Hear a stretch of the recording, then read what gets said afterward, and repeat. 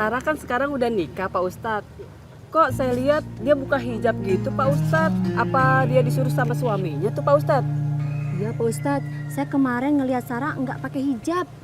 Kebuka begitu Pak Ustadz. Aduh, setelah dia menikah, saya juga belum pernah ketemu anak saya lagi, Bu. Coba nanti saya tanyakan ya. Kita ini cuma mau nanya aja. Kalau gitu kita permisi aja ya Pak Ustadz ya. Ya Ibu. Mari Pak Ustadz. Assalamualaikum. Waalaikumsalam Ya, warahmatullahi wabarakatuh.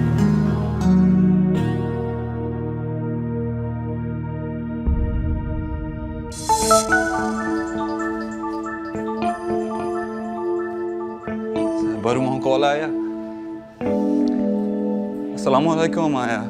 Waalaikumsalam. Nardi, ada yang ayah mau tanyakan sama kamu. Soal apa Ayah? Apa benar Sarah melepas hijab dan tidak memakai gamis? Aku harus jujur sama Ayah. Nardi, Bismillahirrahmanirrahim. halo. Ya Ayah. Kalau memang berita ini benar, ini adalah musibah besar buat ayah dan keluarga. Nardi, halo. Ya Ayah. Ini semua benar.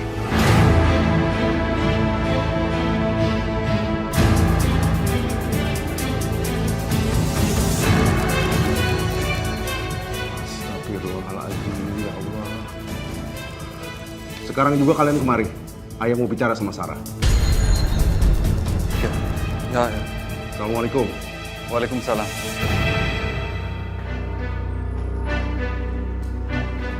Mau kemana? Ya mau keluar lah. Aku tuh bosan di rumah. Ayah mau ketemu. Mau ngapain? Mau bicara sama kita. Mas, mulut kamu tuh lemes banget ya. Mulut kamu tuh kayak cewek tau gak? Aku lepas hijab nggak pakai gamis aja kamu pakai ngadu sama ayah. Mas, kamu itu udah nikahin aku, berarti kamu harus terima aku apa adanya. Harus terima apa mau aku. Ngatur-ngatur sih. Aku tidak bicara sama Ayah. Ayah dengar dari orang lain. Ayo, Ayah nungguin. Enggak, pokoknya aku nggak mau. Kamu mau ketemu Ayah? Iya, aku ada janji sama teman aku. Kamu cancel aja. Cancel? Kamu ngatur hidup aku? Hei, aku aja nggak pernah ngatur hidup kamu. Ngapain kamu pakai ngatur? Hah? Kamu terserah ya, kamu mau kemanapun bebas. Kamu jangan ngatur hidup aku. Tapi aku suami kamu. Suami? Iya, kamu suami aku. Tapi nggak pernah aku cintai. Ya, baik. Astagfirullahaladzim.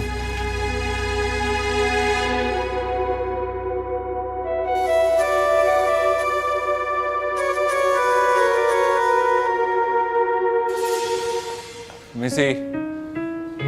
Assalamualaikum. Waalaikumsalam warahmatullahi wabarakatuh.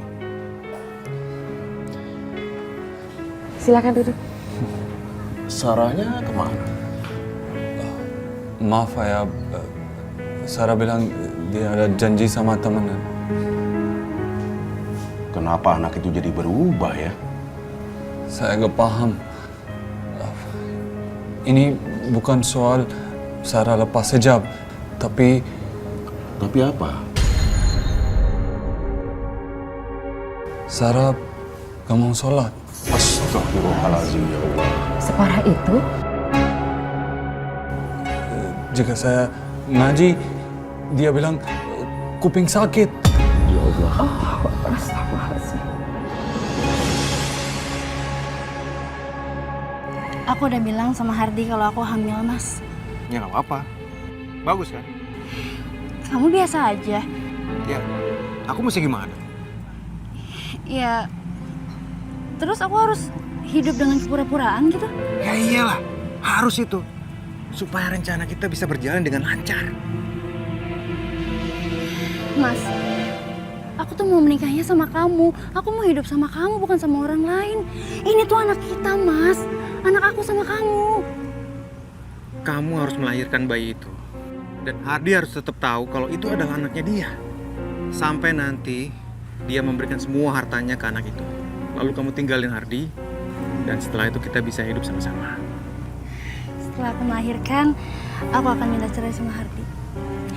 Biar aja bayi ini Hardi sama orang tua aku yang ngurus. Ya, kita bisa pikirkan soal itu nanti. Yang penting, kamu harus bisa cariin aku uang sebanyak yang aku mau. Apapun akan aku lakukan buat kamu, Mas.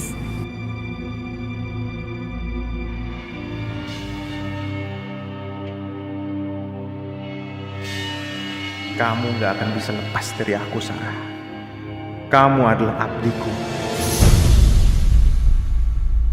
Saya melihat itu bukan Sarah.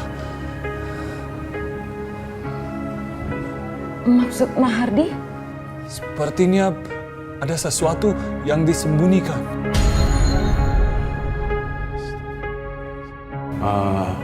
Kalau gitu, Nahardi coba cari tahu. Nanti ayah juga akan membantu bicara sama Sarah, ya. Ya, Pak. Coba Nahardi ajak Sarah untuk ke pengajian. Ya, ajaknya pelan-pelan aja, Nak. Baik, Bu. Ya, sabar ya, Nak. Manusia itu memang kadang-kadang ada pengaruh, Neng. Bisa pengaruh dari lingkungan, bisa juga pengaruh dari alam sekitar, bahkan juga bisa pengaruh daripada yang namanya setan sama iblis. Iya, makanya hati-hati, terutama perempuan-perempuan begini nih, cakep-cakep begini nih. Yang namanya pengaruhnya mah ini banget. Pokoknya hati-hati dah pesan Umi mah. Umi, mohon maaf. Ngapa, Nak? Fatima mau nanya, Ngapa tuh? kalau kita diguna-guna, Ya, dalam artian diguna-guna oleh cinta atau apa gitu Umi, dan kita melakukan hal yang di luar kesadaran kita, apakah Allah Subhanahu wa Ta'ala akan memaafkan kita, Umi? Cie, udah nanya-nanya soal cinta. Berarti udah mulai jatuh cinta ya? Umi mah kagak ngelarang, namanya cinta itu anugerah dari Allah kok. Wajib kita syukuri. Cuma kalau Neng tadi nanya apakah Allah kira-kira mau memaafkan kesalahan apa itu orang yang diguna-guna itu, ya kan? Kan Umi udah bilang Allah itu maha pengasih, maha penyayang.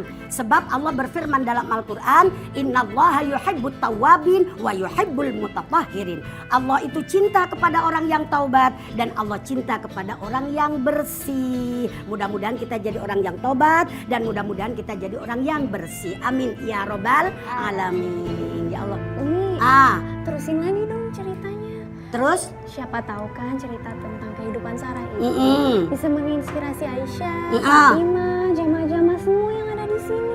Gitu loh.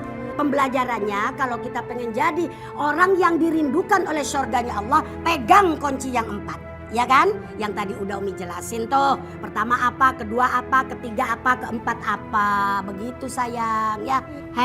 Sekarang dengerin lagi ya kelanjutan cerita jamaah saya almarhumah yang namanya Sarah ya. Masih penasaran kan? Penasaran kan? Penasaran kan? Dengerin aja ceritanya bagaimana kelanjutannya. So, mangga.